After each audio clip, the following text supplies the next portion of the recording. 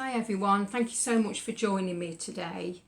For those of you that watched my YouTube last week, this is just basically an update of what I'll be sharing. I did mention that I was going to start talking about my life as of 5 years old, 1958, but I decided that with it being the COVID, there's quite a lot of vulnerable people out there suffering, having to stay in home, and it's been causing a lot of issues for quite a few people, especially those people that are going through abusive relationships, and the children that are suffering because of no school, etc. So I thought I'd do a bit of a recap and send out some information that you might be able to get some advice for yourself with you being in the lockdown, etc. So as you know, I come on here to share my life story of the loss of my father, who was killed unlawfully.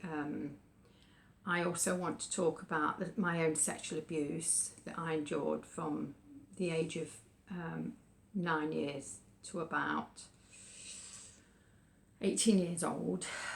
I want to talk about domestic violence, the impact it had on myself, my children of whom I became separated from, and also very, very sadly, my son, who took his life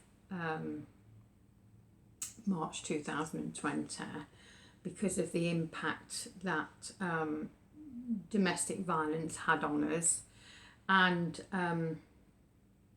one of the reasons I wanted to recap on that is because maybe I didn't really mention too much about that last time, because you don't get an awful lot of time on YouTube to talk. So I thought I'd have a little recap today, and then my next YouTube, which will be next week, will be the start of my life from age 5, going through all what I'd experienced. Obviously I'm not going to be talking about delicate things because I don't want to upset anyone, and I will mention that, give a pre-warning out for those that in case someone's listening and it brings back unhappy memories. I'm not reading from any script. I've made a couple of notes as just reminders, and about organisations, etc. And this is straight from the heart. I'm not an experienced person. I've had no formal training. I want to reach out to everyone that's been through what I've been through and the impact it can have on you.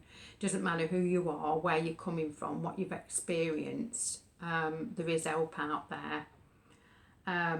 As I've said, there is a lot of people suffering right now from domestic violence because of the COVID. The numbers have gone up, and I've been in touch with NSPCC myself. They are in contact with me quite a bit, because obviously I did some media work for them because of my own experiences. I just wanted to put it on the radio station, and they're trying to get more funding for people that are suffering from domestic violence, whether it be in the past, whether it's currently, because the impact it can have on families, children especially. There's a breakdown in communication once you've escaped from domestic violence.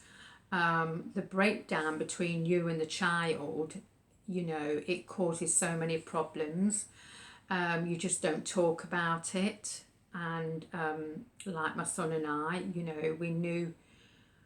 we knew that we'd been through it, and we didn't talk about it a lot. When my son was younger, I noticed that he had anger issues, real bad anger issues, that I couldn't control. And back in the 70s, there wasn't so much help about that there is today.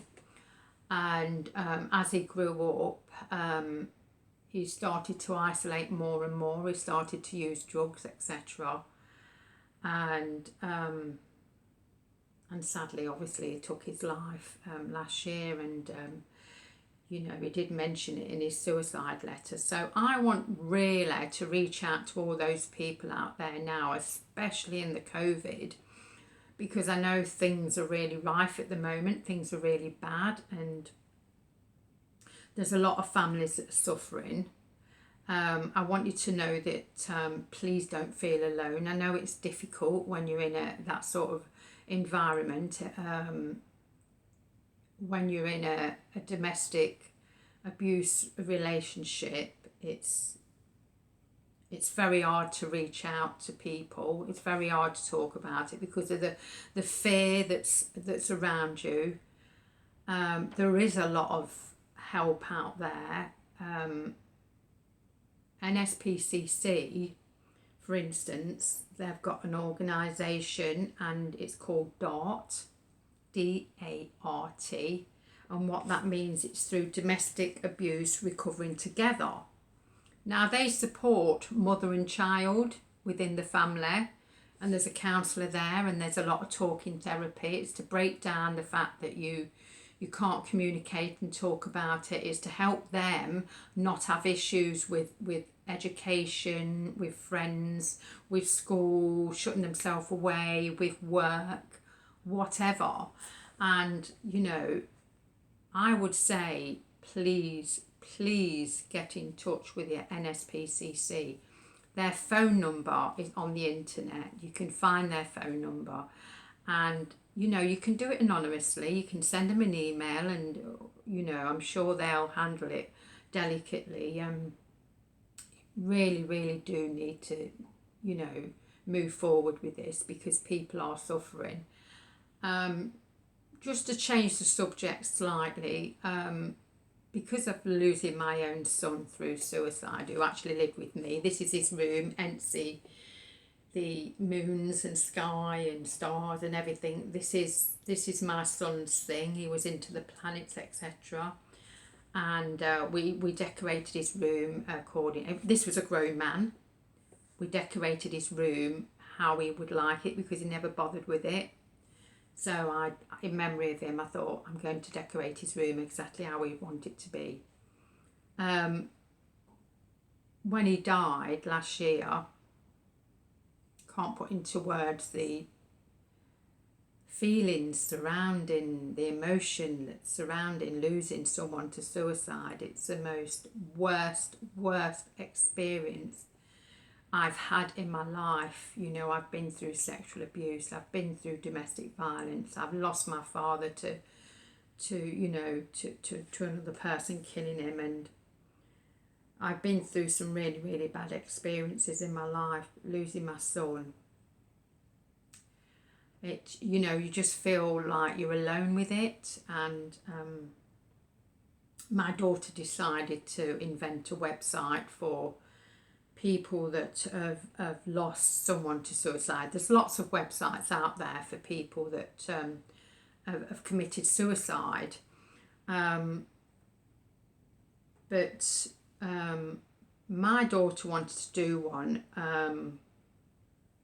called Signs from the Afterlife. And this is something, because I'm quite a spiritual person, I've become even more spiritual since I lost my son, because it's like you want to get in touch with them, you want to feel them around them, you feel like you've let them down.